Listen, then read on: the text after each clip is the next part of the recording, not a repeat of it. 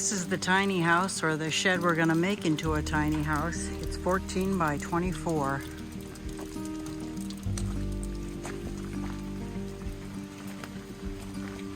Got 2 windows on either side. The back is solid. You put up a gutter. Got a bunch of things to do here.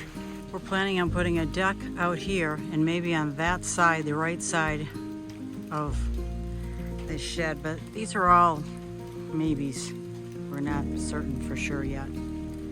So far I've hooked up the electric with a 30 amp breaker that leads from the main breaker, and right now it's just a storage bin, so it's a mess. But in the back corner will be a bathroom, you know, toilet, shower, and over on this side a sink.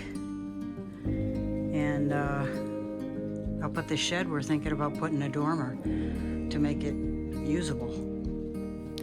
This is a rough sketch idea with some measurements in it, and this is another one that my sister came up with, and finally we settled on this, where we were going to buy an additional 10 by 10 shed and add that to the back right side of the existing shed.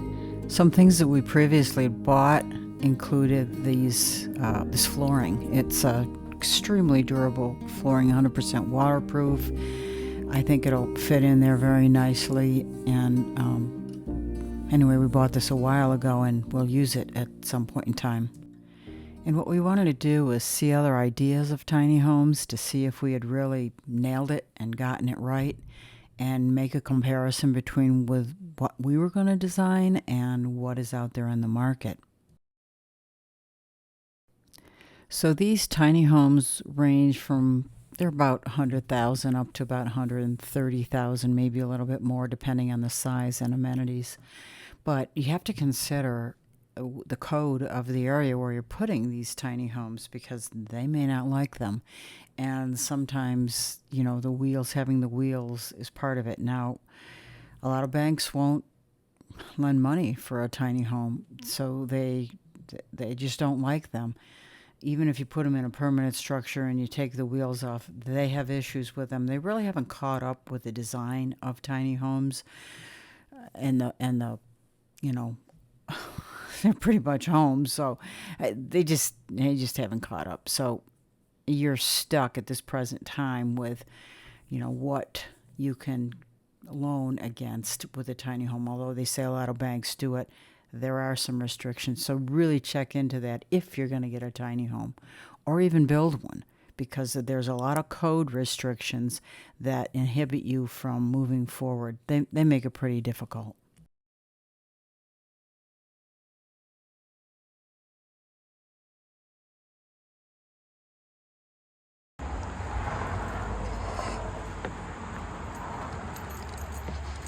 Nice big porch.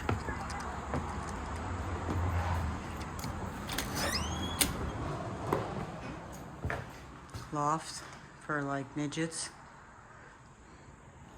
Nice fire pit place, whatever. Okay. Good size kitchen, fridge, washer and dryer that are not stackable. Interesting. Bathroom. Bedroom. Okay. That one was $124. That one, I don't see a price on it.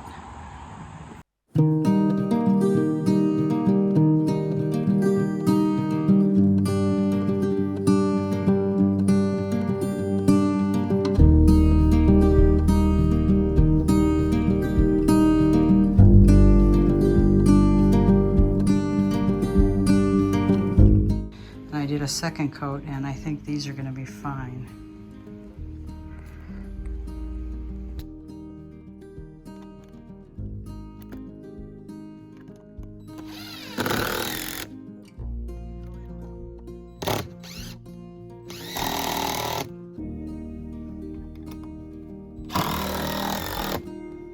So we'll just paint this frame here, all around here, red, and it'll match real nice.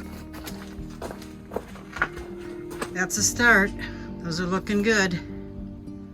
So the shutters are up, and now I'm going to paint the frames around the windows.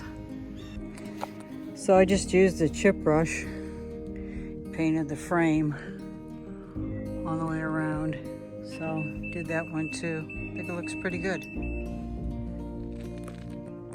May look a little orange on the camera, but it's definitely red. It's the same paint that I used on the rest of this building right there. Also on one of our little excursions, I bought these, I guess, Gothic style faux windows. They're not real, but I just thought they were cute. So I hung one on the outside wall on the shorter, well, not shorter, closer to the ground wall. And the other one got hung on the back wall that has no windows on it. We may put windows on it. We don't know yet. That's to be decided. So I got a little bit of paint on my hands and my clothes. But this is it. Finished. All the corners are done. All the corners. So it's looking good. My friend Jill and I went to a local restore and found all of this flat kingspan. It's both insulation as well as a vapor barrier, and we're putting that on the inside in between all of the joists, rafters, etc. So this shed came with no vapor barrier, so this is the main reason, because the insulation quality is very minimal.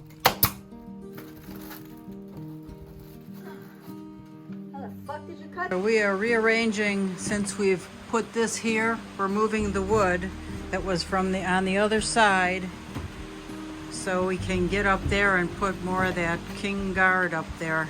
So that's what we're working on doing now. Looking real good. Got a bunch more to do.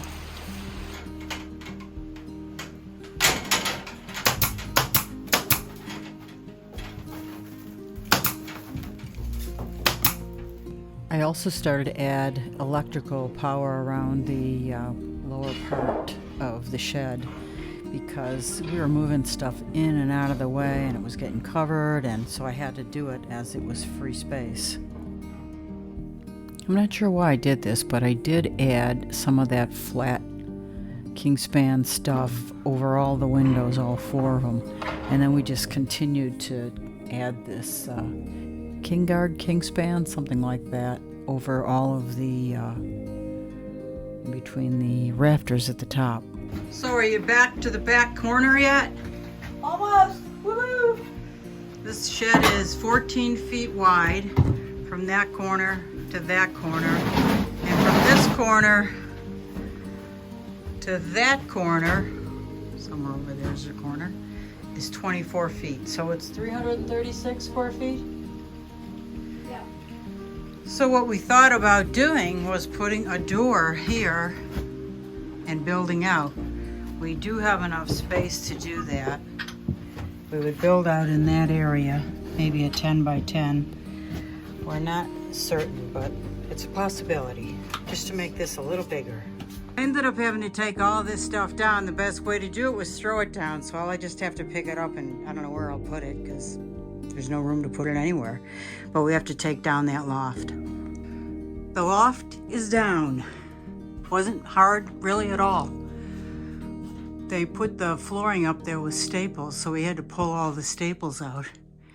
And then they had 2x4s, which were, I think, installed before they put the roof on, because I had to cut off ends and, you know, get it out that way. Anyway, it's off.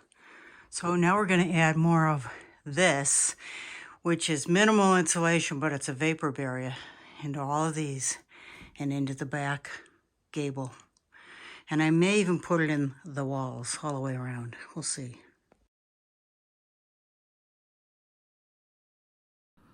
Well, we could have done it, but the regulations, which we'll follow, turned out to be way too much. So this is what we learned.